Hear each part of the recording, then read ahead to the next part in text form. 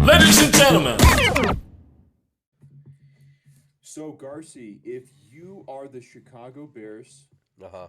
and you just traded your hoped to be franchise quarterback Justin H. Fields, you shipped him away to Pittsburgh for a conditional fourth. Do you have to go Caleb Williams here, or is there another option? I think the media standpoint, everybody feels like Caleb's the, you know, all be all number one pick.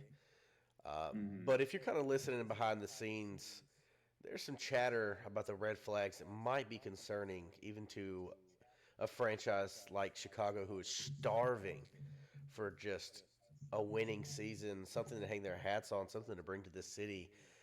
So I feel like they might be pressured into picking Caleb, but Hmm. my take on this might just have to be is the fact that if you really want a winner that has zero red flags, zero things being said about him in the media, and has climbed the draft boards this last year, if I'm Chicago, Griff, I'm taking the one, the only, the Heisman Trophy winner, Jaden Daniels, number one overall.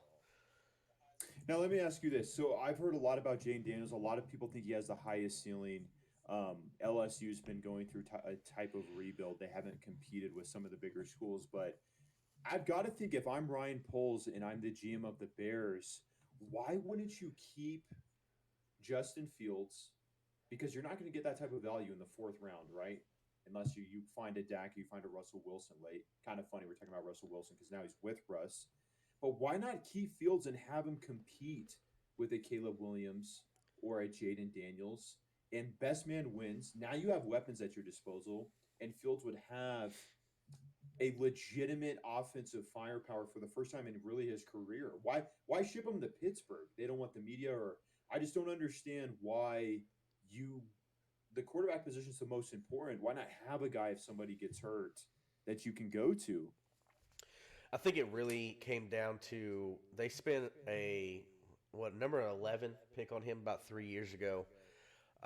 Did Chicago, and if they draft Caleb Williams and he comes out and lays an egg or is pouty or shows some of the prima donna signs that we saw between Oklahoma and USC both, I think the locker room noise and the city noise of Justin still being on that team and sitting the bench would be way too high for the fact of now you've got two basically top 10 pick quarterbacks sitting there, and you just wasted a number one on this Caleb kid when you still had Justin, when you could have given Justin a Marvin Harrison Jr. So I think as far as the locker room noise and the media noise in Chicago, they probably felt the only thing they could do to maybe negate that and give whoever they drafted number one with this quarterback decision chance to grow without people screaming for Fields was to ship him away. Mm.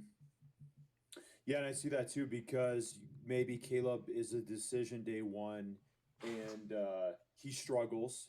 And now you're saying, well, let's go back to Fields. Well, Fields can run. He's got a bigger potential on the ground. Let's go back to him and see what he does. So I kind of see where you're going with that. My thought is, why not have a competition? Like if guys are alphas or whatever, the cream of the crop will rise. The best player is going to play.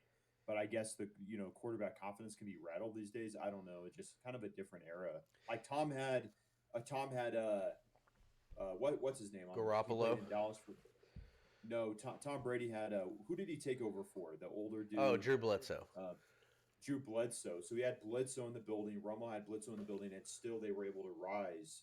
So my opinion on that is, why can't the talent overcome um, that competition? But I see where you're saying, and where Caleb's a little younger. Here's also another thing you have to think of.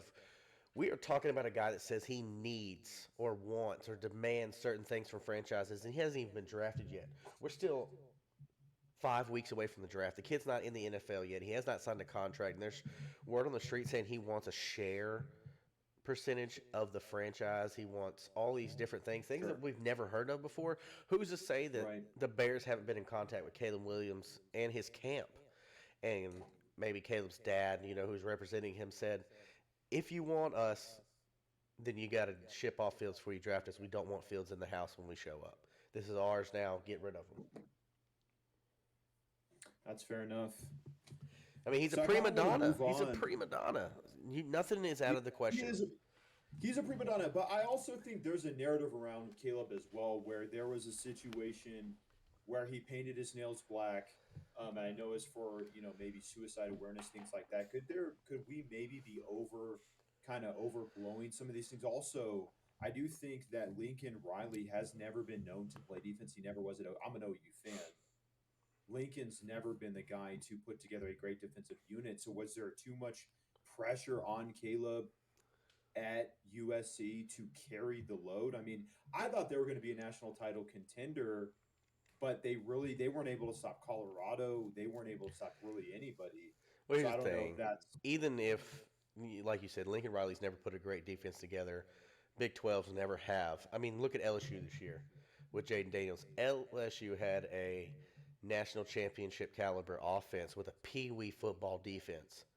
Okay, they couldn't stop a nosebleed at all. mhm. Zero chance of any of it. But when you show up to the combine and you don't throw, you don't run, you don't lift, you don't do your physical, you don't do nothing.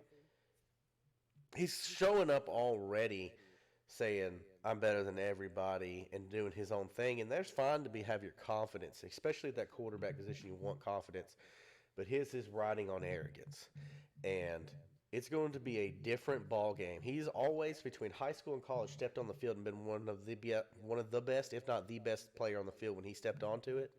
It ain't going to be like that in the National Football League. He's going to have to Right. pony up, and I almost worry that his attitude of thinking he is so much better than everybody and doesn't have to do things a certain way that they've been doing this for 40, 50 years of a combine, of he's going to come in there and maybe put in the same worth ethic as Johnny Manziel, who watched zero tape, 0 hours, 0.0 hours of Mm, tape. That's the kind of mm.